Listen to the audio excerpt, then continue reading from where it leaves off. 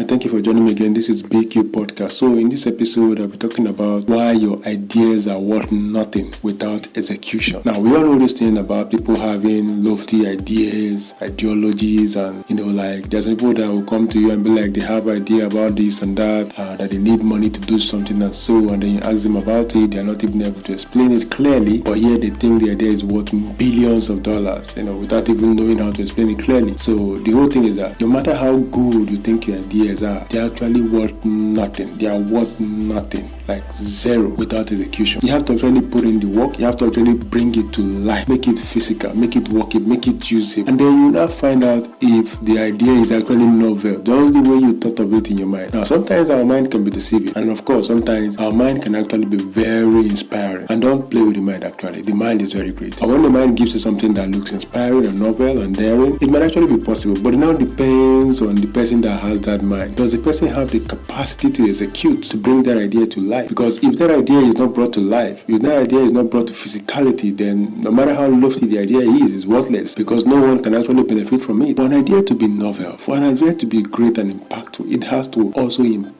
a lot of people. It has to do something that is going to improve or bring value to a lot of people. That is how we know that an idea is actually worth it. That is how we know that an idea is actually worth, yes, quote, $1 million or $1 billion. But if that idea is not helping anybody yet, if that idea is not putting food on anybody's table, it's not giving anyone a job, it's not impacting positively on people's lives, then it's worth nothing. And I'm saying this to say this because a lot of times you hear people talking about they have great ideas, they just need money to execute. You'll be like, okay, you need money to execute, what are the ideas that you have? And they can't even explain. And of course, some people, for some good reasons, they'll be like, they don't want to put it out there so that other people are not going to steal the ideas and then run with it. Understandable. But if someone is going to fund the idea, that means the person needs to understand what they are funding, and you are not able to even put it into articulation to explain what the idea is about. So the person is supposed to fund it. Now that person is not funding it, and then that idea is not coming to life. That means that idea is going to die, because the more you keep an idea, the more you waste time on an idea, eventually you are going to lose hope. You are going to start seeing reasons why there are loopholes in that idea. And when you start seeing those reasons, doubt begin to creep in. And when doubt begin to creep in, talk something about self-sabotage in one of my episodes. If you haven't listened to that, go listen to it. When doubt begin to creep in, you begin to sabotage and feel like, oh, maybe I'm not even the right person for this idea. Maybe I can't even execute on this idea. And then the idea dies off. And then maybe eventually, 1 or 2 years, you see something that looks like it, and then you come on social media and start ranting, oh, someone stole my idea.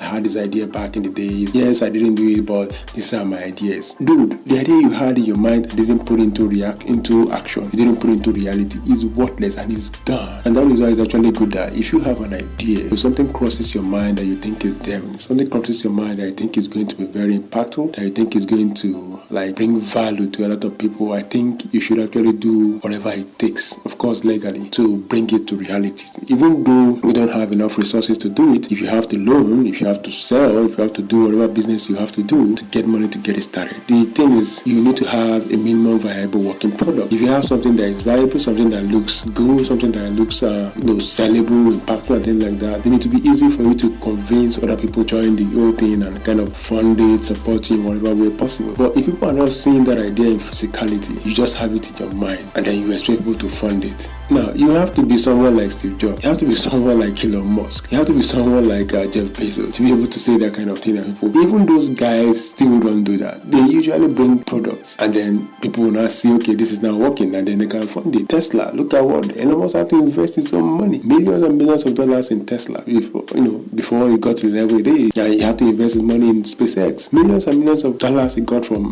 selling his other company, and then eventually now the company is what it is worth. So you actually have to put in your own dollar. You have to also put in your own effort in the ideas that you have, because at first when you have an idea, that idea is peculiar to you, that idea is personal to you, so you alone knows what you saw, you alone knows what you are feeling, you know what you're imagining. No one else knows that, so you have to be able to explain it to others. And if you can just explain it verbally for people to understand it as good, for them to be inspired like Steve Jobs and then support it, you really have to have a minimum viable product. You need to have something that people can see physical, something that is already working, that people can see. And then when they see it, they'll be motivated to, support you in whatever way they can, or invest in the business or an idea to make it even bigger. So in other words, the idea that you have right now, and I'm talking to you personally, the ideas that you think you have that made you think that you're a genius, those ideas are worth nothing. They are useless to everyone, not except to you, because you think that you still hold them very dear. But if you really want to make those ideas worth it, if you really want to make this idea $1 million worth of ideas, then you need to execute. You need to put into action. I mean, enough of all the thinking, enough of all the contemplation, imagination, and creative imagination and all of that. You need to hit the boot on the ground and get to work. You need to put something that we can see. You need to put something that the world can see. It doesn't matter how small it is, but you need to get